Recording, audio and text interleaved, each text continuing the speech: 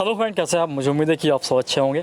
और इसी के साथ शिक्षा मित्रों के लिए कुछ इंपॉर्टेंट खबर निकली है तो वो हम आपको बताएंगे इस वीडियो के अंदर। और साथ ही साथ यूपी टेट वालों के लिए भी कुछ खबरें निकली हैं तो वो भी हम बताएंगे। और DL-ED के लिए भी खबर निकली है और कितनी वैकेंसी निकली हैं और यहाँ पर निकलने वाली हैं कितनी वैकेंसी, उनके बारे में हम चर्चा करेंगे। क्योंकि यहाँ पर बम्पर भर्ती निकलने वाली है, यहाँ पर ऐसा सुनने में आ रहा है तो हम आपको बताएंगे उसी के बारे में।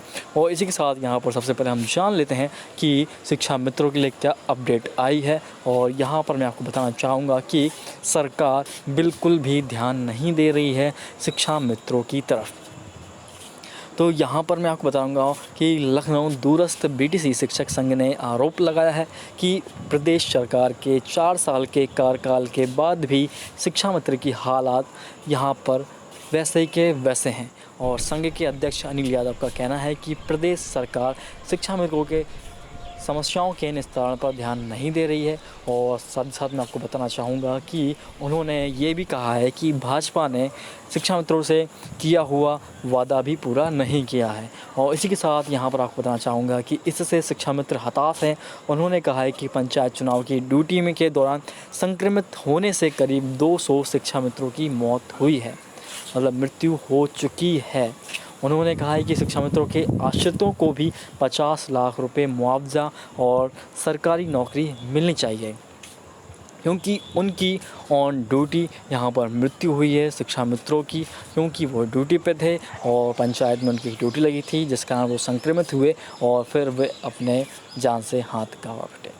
इसी के साथ यहाँ पर सरकार को प्रदेश के विभिन्न अस्पतालों में भर्ती कोरोना संक्रमित शिक्षा मित्रों के इलाज पे भी यहाँ पर सोचना चाहिए। उनको इलाज भी प्रॉपर तरीके से देना चाहिए, क्योंकि वो भी गवर्नमेंट के अंदर आते हैं।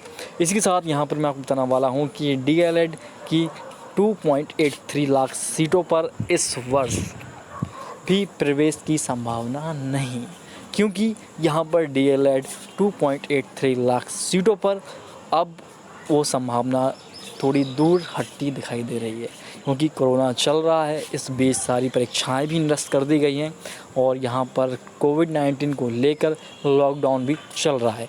तो हर जगह लॉकडाउन लगा हुआ है और यहाँ पर जो भी बड़ी बड़ी परीक्षाएं थी उनको भी टाल दिया गया है और यहाँ पर आगे खिसका दिया है, पोस्टपोन कर दिया गया है कि आगे की जाएगी। इसी के साथ शिक्षा मित्रों को भी यहाँ पर कहा है कि उनको लेकर भी कुछ इम्पोर्टेंट भर्ती निकलने वाली है। अनुदेशक को लेकर भी कुछ यहाँ पर भर्तियाँ निकलने वाली है। तो आपसे जो भर्ती निकलेगी उसके फॉर्म तो भरवा लिए जाएंगे, मगर परीक्षा को लेकर यहाँ पर डेट आगे बढ़ा दी जाएगी। तो बेफिक्र रहिए, अपनी तैयारी में लगे। और यहाँ पर यूपी टेट को भी लेकर यही अपवाद बना हुआ है कि वो परीक्षा कब होगी, किस तारीख को होगी। और इसी के साथ यहाँ पर और भी सीटें खाली हैं, जो कि मैं आपको बताने वाला हूँ। काफ़ी सीटें हैं और जिस प्रकार से यहाँ पर प्रदेश के सरकारी एवं निजी DL-ED कॉलेजों में लगातार दूसरे वर्ष DL-ED प्रशिक्षण में प्रवेश की संभावना नहीं दिखाई पड़ रही है। कोरोना संक्रमण के चलते सरकार की ओर से 2020 में DL-ED प्रशिक्षण में प्रवेश प्रक्रिया शुरू नहीं हो सकी। सचिव परीक्षा नियामक प्राधिकारी की ओर से UP-TET की आवेदन प्रक्रिया शुरू नहीं होने के बाद भी DL-ED 2.83 लाख सीटों पर प्रवेश की संभावना कम दिखाई पड़ रही है। इसी के साथ मैं आपको बताना चाहूँगा कि आपके लिए कुछ इंपॉर्टेंट अपडेट है वो भी आपको दूंगा। और शिक्षा मित्रों के लिए स्पेशली ये खबर है तो उनके लिए भी यहाँ पर और ख़बर है। आप बेफिक्र होकर यहाँ पर बैठिए, पूरी न्यूज़ देखिए, उसके बाद आपको पता चलेगा कि आपके लिए क्या खबर स्पेशल है। यूपी टेट परीक्षा 2020 को अग्रिम आदेशों तथा स्थगित किए जाने के संबंध में आदेश भी जारी कर दिया गया है कि यूपी टेट परीक्षा 2020 को यहाँ पर अब थोड़ा सा रुख मोड़ लेना पड़ेगा, क्योंकि कोरोना संक्रमण के कारण UP-TET 2020 स्थगित शासन के आदेश किया गया है। और इसी के साथ यहाँ पर जारी कर दिया है आदेश। कोरोना संक्रमण को देखते हुए शासन ने UP-TET को स्थगित करने का आदेश मंगलवार को जारी कर दिया है। यह परीक्षा 25 जुलाई को होनी थी, जो कि अब नहीं होगी। बेसिक शिक्षा विभाग ने बीती 15 मार्च को UP-TET 2020 का परीक्षा कार्यक्रम जारी किया था।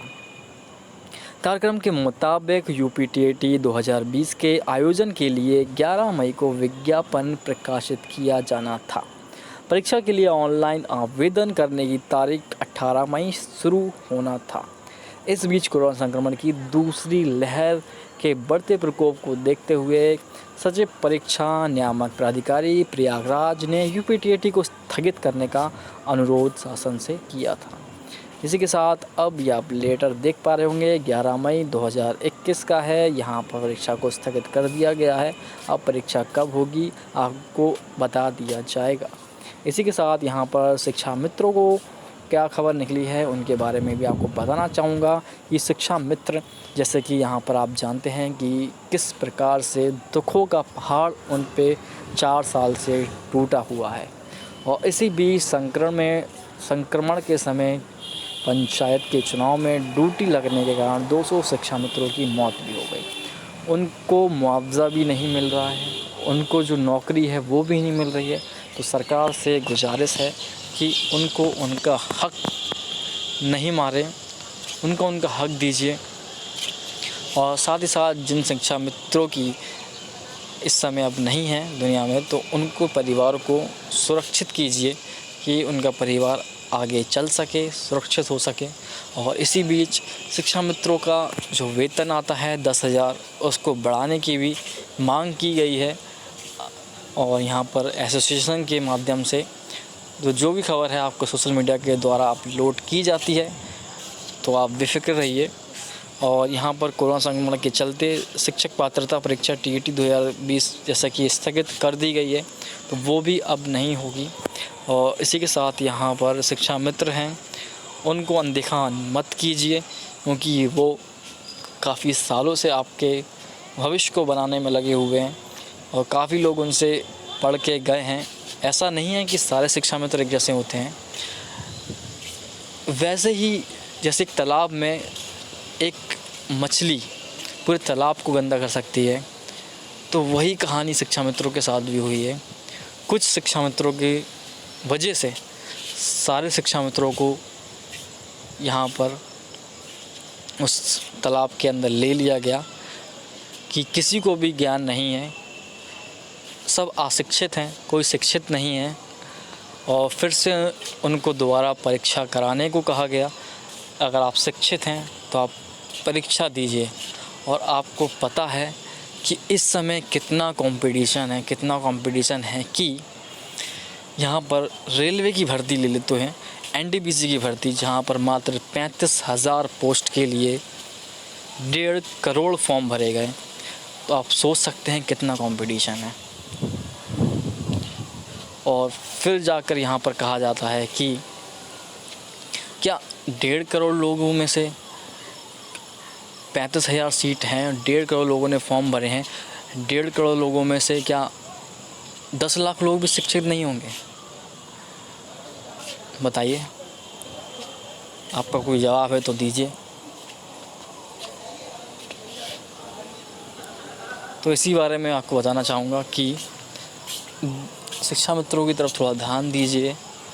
कितने एग्ज़ाम्पल हैं, ऐसे कितने एग्ज़ाम्पल हैं जो यहाँ पर देते देते थक जाएंगे और फिर भी वो पूरे नहीं होंगे।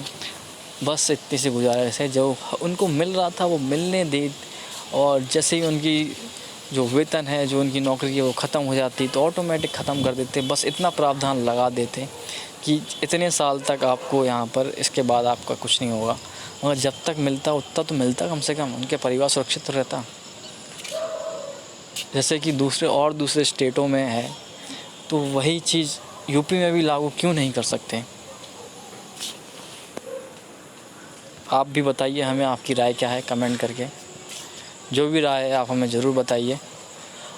और इसी के साथ जो भी अपडेट होगी वो मैं आपको वीडियो के माध्यम से देता रहूँगा। जो भी ऑडियो आएगा आपके लिए, जो भी इम्पोर्टेंट खबर होगी वो आप तक पहुँचाई जाएगी। ऐसा नहीं है कि आपसे कोई भी खबर छूट जाए। तो इसी के साथ यहाँ पर इस वीडियो को यहीं समाप्त करते हैं। और आगे की जो भी कार्रवाई होगी, जो भी आपके लिए खबर आएगी, वो आप तक पहुँचाने में यहाँ पर समर्थ है। थैंक यू दोस्तों, अगली वीडियो में मिलेंगे और भी अच्छी जानकारी लेके।